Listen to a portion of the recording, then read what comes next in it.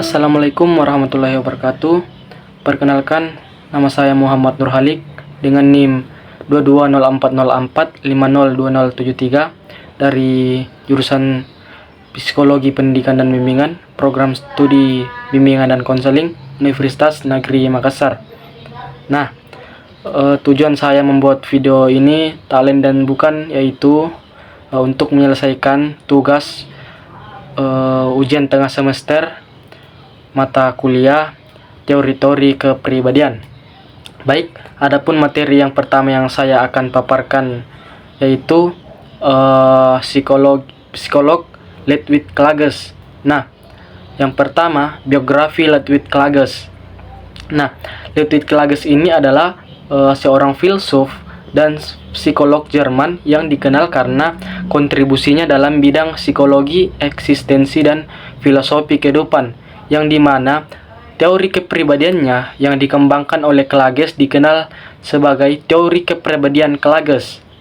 Salah satu poin penting dalam teori Klages adalah penekanan dan perasaan sebagai inti dari kehidupan manusia. Ia menganggap perasaan sebagai bahasa eksistensial manusia yang unik. Teorinya menyoroti pentingnya ekspresi emosional sebagai sarana untuk memahami diri sendiri dan dunia. Nah, Klages juga dikenal sebagai kontribusinya dalam bidang grafologi, yang dimana merupakan studi tentang tulisan tangan. Beliau percaya bahwa tulisan tangan adalah cerminan dari kepribadian seseorang, dan melalui analisis tulisan tangan, ia mencoba memahami aspek-aspek dalam diri manusia yang tidak bisa diungkapkan dengan kata-kata. Nah, pemikiran Klages ini memiliki dampak signifikan pada perkembangan psikologi eksistensial, yang dimana terutama melalui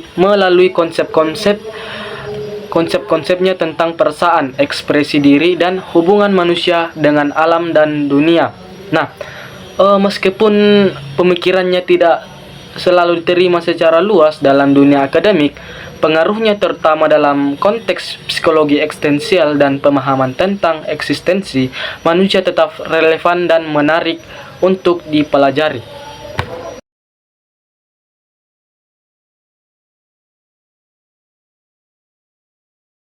Selanjutnya itu konsep dasar Ludwig Klages.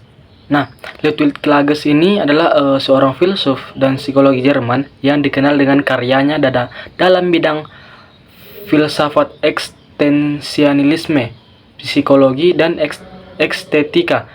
Nah, adapun konsep dasar dalam pemikiran Klages melibatkan beberapa pokok. Yang pertama yaitu ekspresi dan ekstasi emosional. Nah, Klages menekankan pentingnya ekspresi emosional dan ekstasi dalam kehidupan manusia. Menurut beliau, emosi dan intuisi adalah bagian penting dari pengalaman manusia yang sering terabaikan oleh masyarakat modern yang terlalu rasional dan berfokus pada hal-hal material. Nah, selanjutnya itu gaya hidup dan budaya.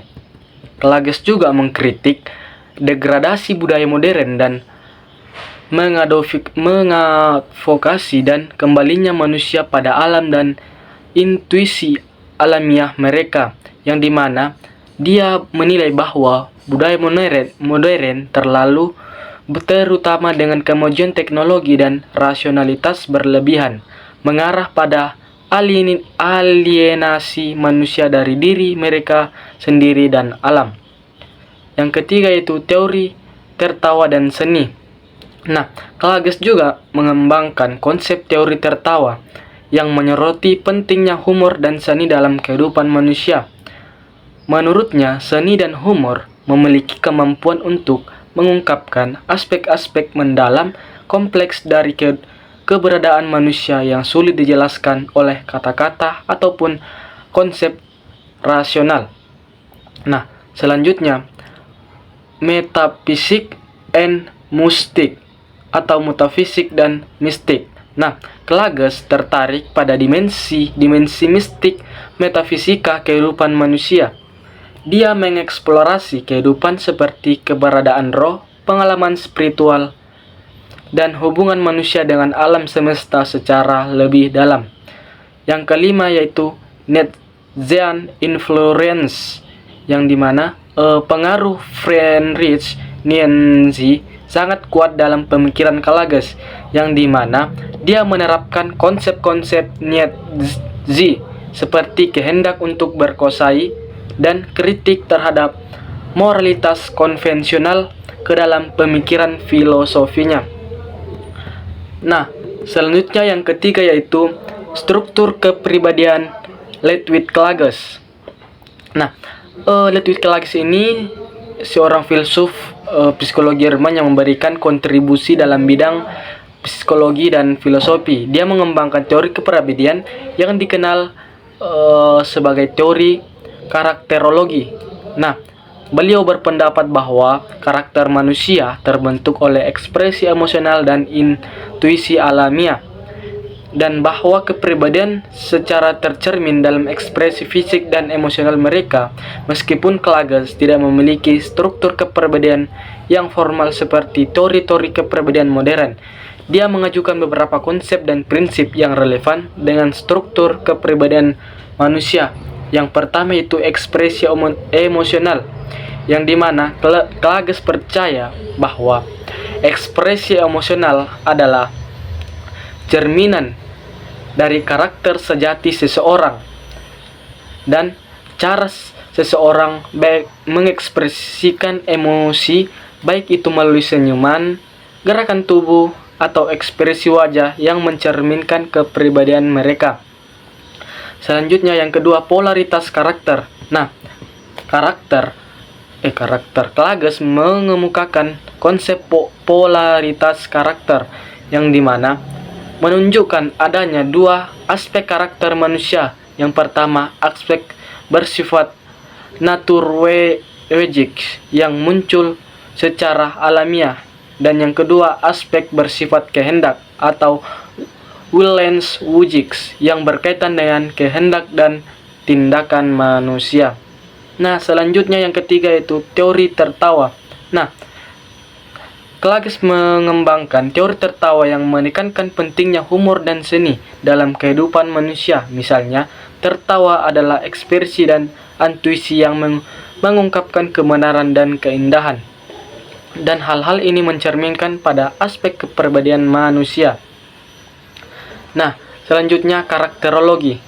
Nah, maksud dari karakterologi ini adalah teori karakterologi Klages mencakup pemahaman tentang karakter manusia sebagai hasil dari ekspresi alamiah dan intuisi.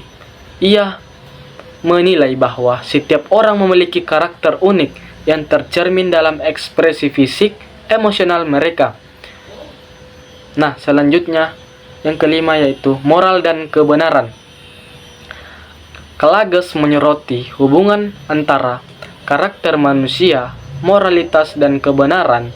Baginya, karakter yang otentik dan ekspresi alamiah emosi merupakan dasar dari moralitas yang sejati dan pemahaman mendalam dan akan kebenaran.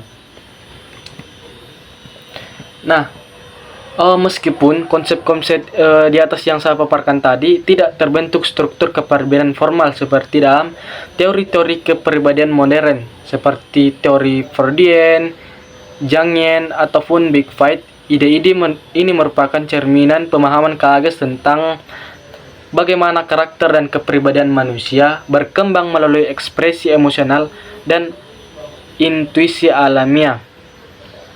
Nah, selanjutnya yaitu pribadi sehat dan tidak sehat Ludwig Klages. Nah, aspek pribadi sehat Ludwig Klages. Yang pertama itu kreativitas dan kecintaan pada seni.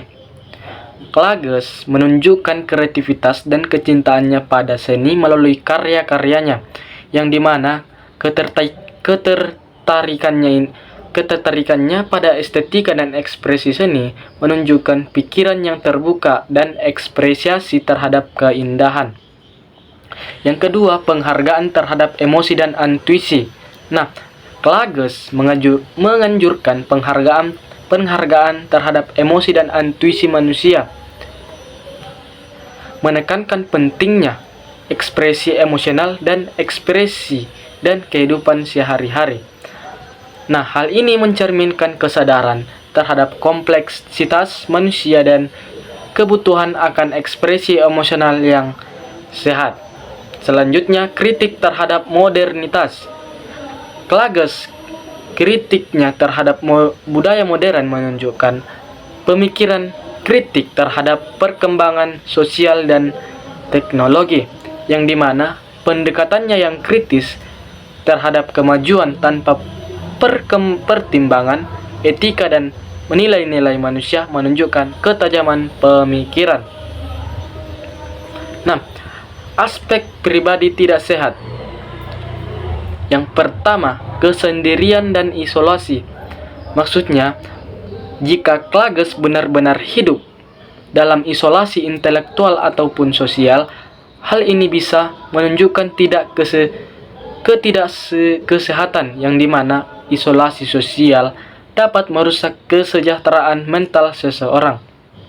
Nah, yang kedua, obsesi atau perfeksionalisme. Sebagai seorang filsuf dan penulis, mungkin Klages menghadapi tekanan mental dari perfeksionalisme atau obsesi terhadap pekerjaannya. Nah, ini bisa menciptakan tekanan mental dan emosional yang tidak sehat. Nah, yang ketiga yaitu pendekatan yang terlalu abstrak. Terlalu berfokus pada abstraksi dan pemikiran filosofis yang kompleks mungkin membuatnya sulit berinteraksi dengan dunia nyata, yang dimana ini bisa mengarah pada ketidakseimbangan antara kehidupan pikiran dan kehidupan sehari-hari.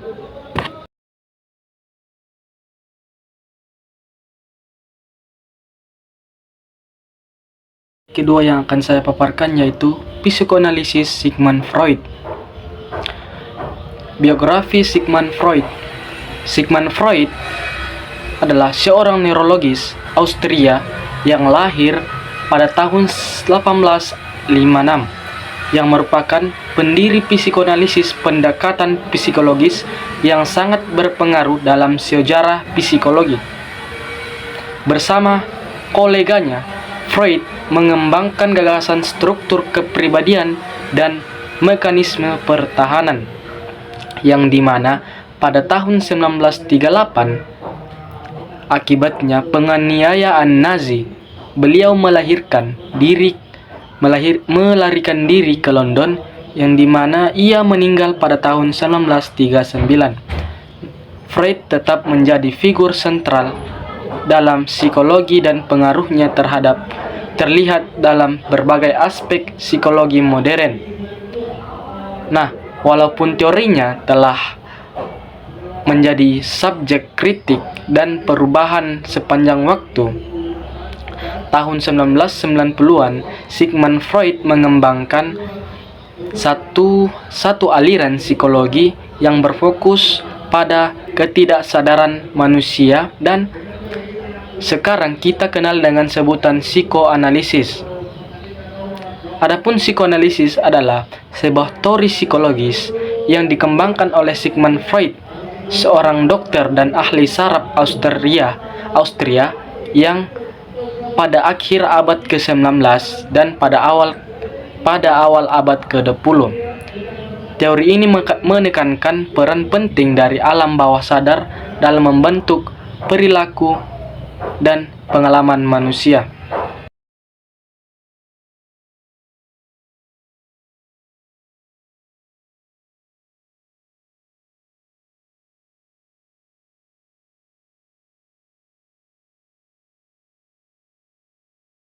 Nah, selanjutnya itu konsep psikologi analisis Sigmund Freud. Psikoanalisis adalah pendekatan psikologis yang ditemukan oleh Sigmund Freud dan mengandung sejumlah konsep dasar yang membentuk dasar teori ini. Salah satu konsep utamanya adalah yang pertama itu ketidaksadaran. Maksudnya, yang menggambarkan sebagian besar pikiran, perasaan, dan dorongan individu sebagai tidak sadar atau tersembunyi, tetapi memiliki dampak besar pada perilaku dan pikiran manusia. Nah, selanjutnya itu struktur kepribadian terdiri dari ID, ego, dan superego adalah elemen sentral dalam psikoanalisis.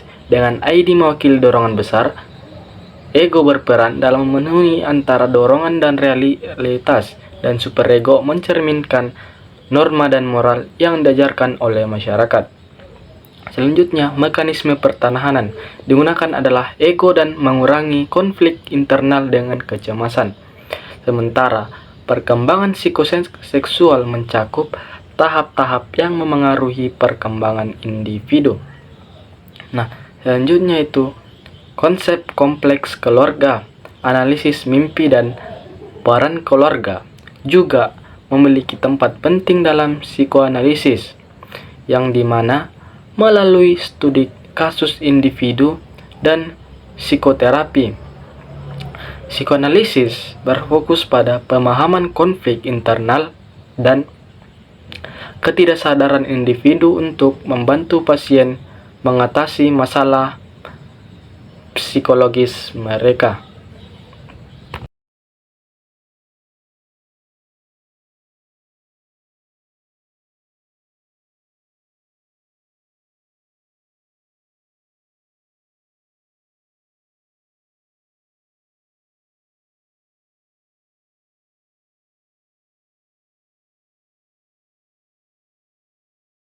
Selanjutnya yaitu struktur dasar kepribadian psikoanalisis.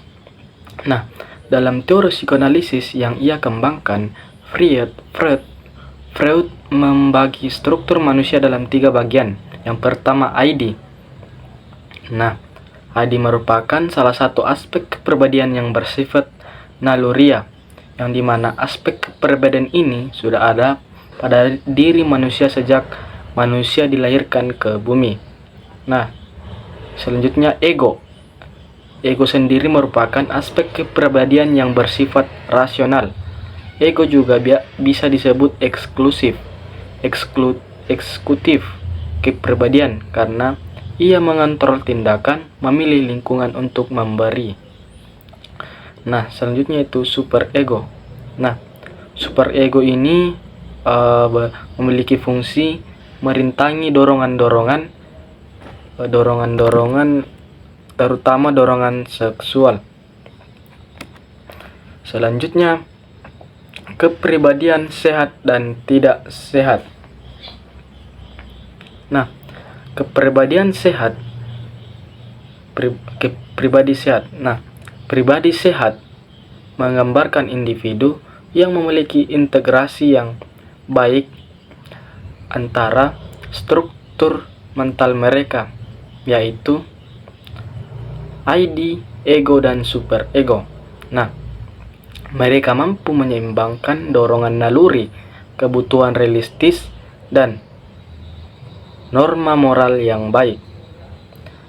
Pribadi yang sehat memiliki ego yang kuat, yang memungkinkan mereka mengatasi tekanan dan konflik psikologis secara adaptif dan rasional. Pribadi tidak sehat.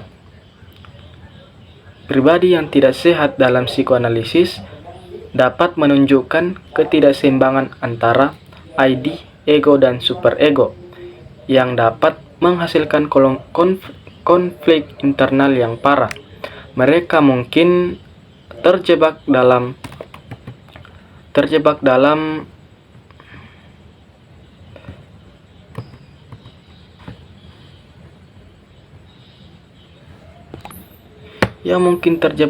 konflik psikoseksual yang belum terpecahkan, seperti konflik Oedipus dan Elektra.